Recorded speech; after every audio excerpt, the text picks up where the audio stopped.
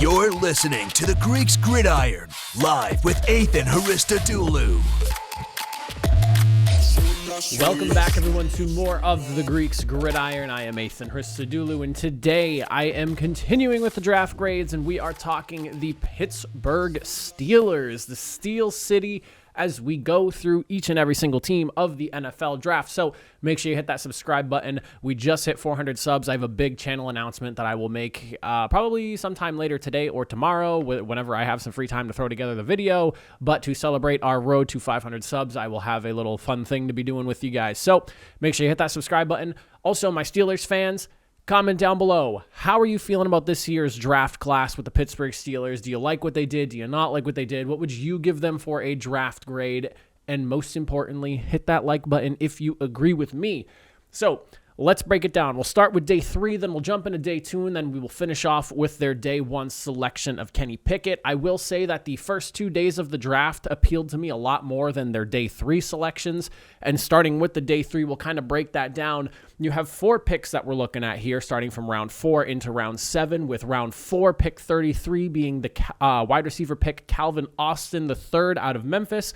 Then in round 6, you're looking at Connor Hayward, the tight end from Michigan State. You then got Mark Robinson, the linebacker from Mississippi, and then Chris Oledakian from South Dakota State, both in round number 7. I will start with the very bottom selections. And the Chris Oledakian one, I gave this a D+ grade, and the reason being is I understand wanting to have bodies and competition in camp, especially when you're bringing in a rookie QB1, but you have Mitchell Trubisky already. You also have Rudolph as well.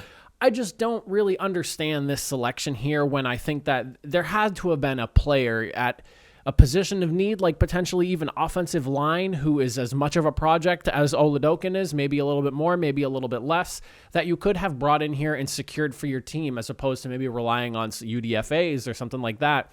It just doesn't really make much sense to me here. And I know I'm nitpicking the 7th round, but at the end of the day, like, you only get so many draft picks, and this is so you can secure guys that you know you want, whereas like you're kind of fighting with other teams for the undrafted free agents and getting their services. So it just doesn't really make sense to me. You already have 3 QBs before him, and then you take him in the 7th round. Offensive line is a position of need, I'd say, considering what has gone on with the Steelers' offensive line the last couple of years and the amount of players that have left. So I just find it odd that you're taking a quarterback in the 7th round and not maybe just trying to find like the best project offensive lineman you can find to work with. Interesting selection. I gave it a D+. I'm not a fan of it. And Mark Robinson, the linebacker out of Mississippi, this one I gave a D, more so because while there is some good potential there that you could like when you look at his game film, he only has 1 full season as a linebacker. He is a running back turned linebacker, so this is a full-fledged project and an inexperienced project at that, which kind of worries me a bit, again, as kind of like a wasted pick when you need offensive linemen over there in Pittsburgh.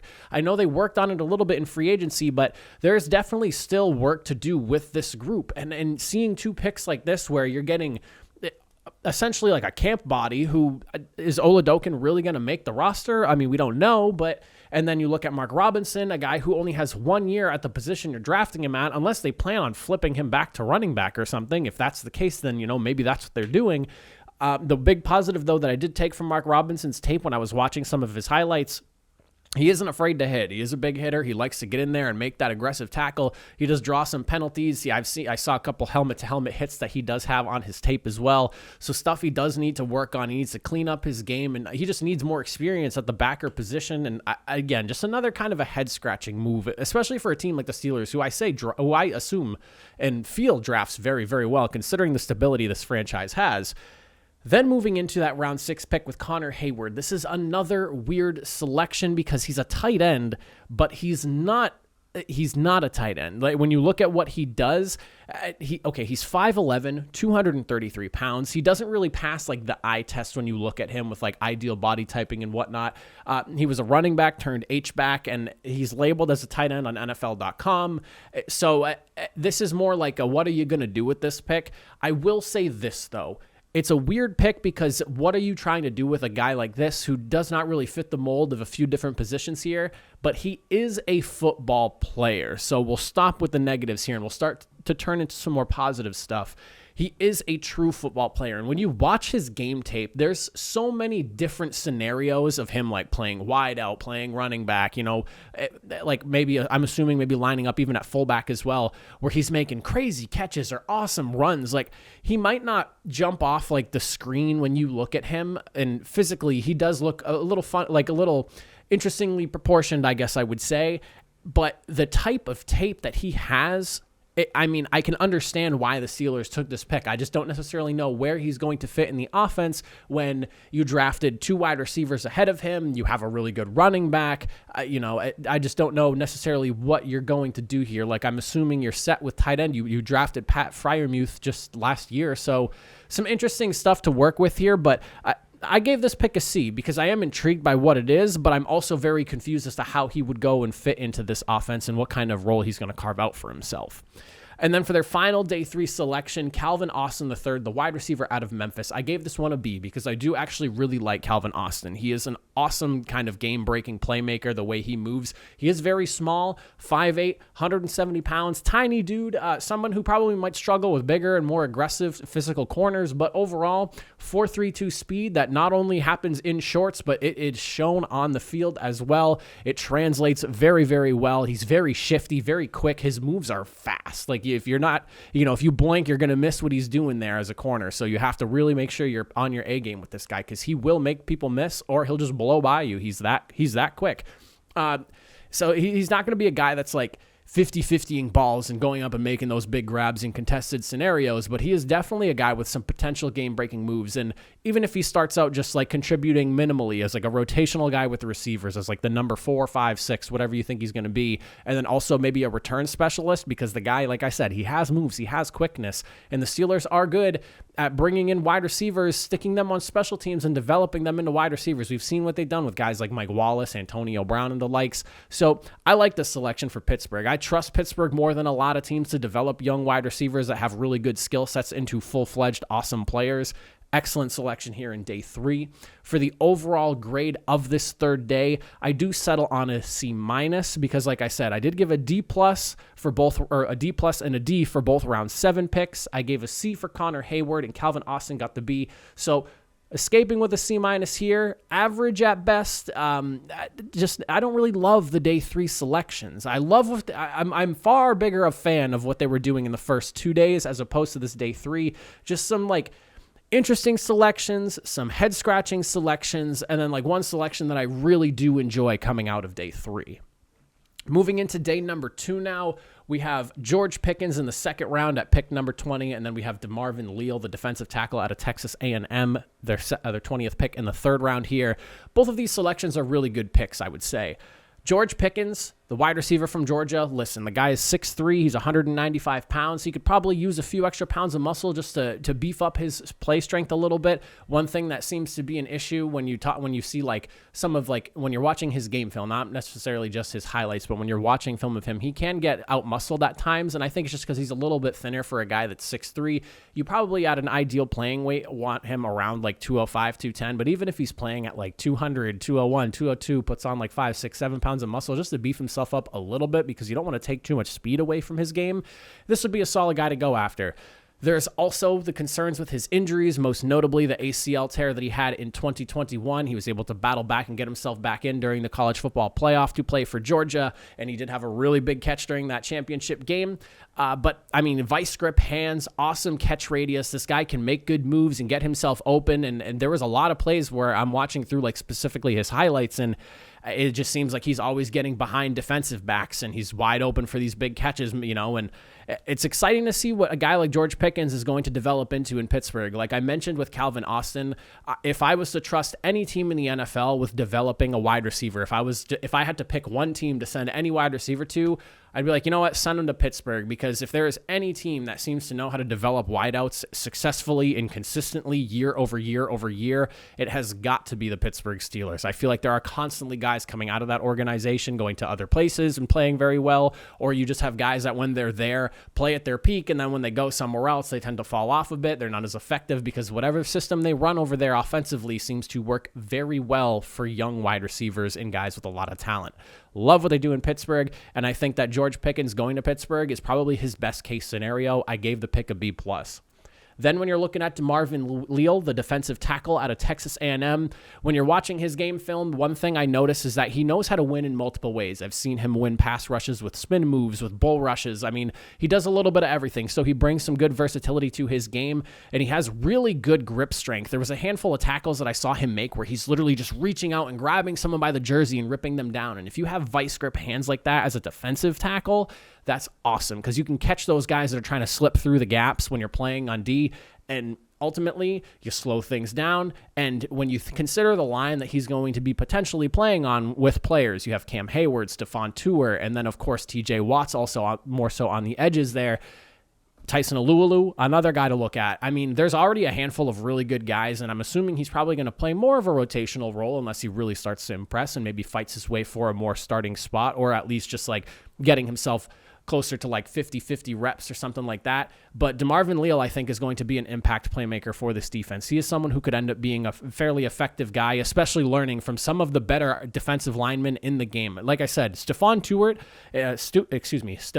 Tuitt and Cameron Hayward, two of the better interior defensive linemen in the NFL, and you're learning from those two guys. I mean, talk about like just like a wealth of knowledge to go off of and learn from. So excellent situation for here.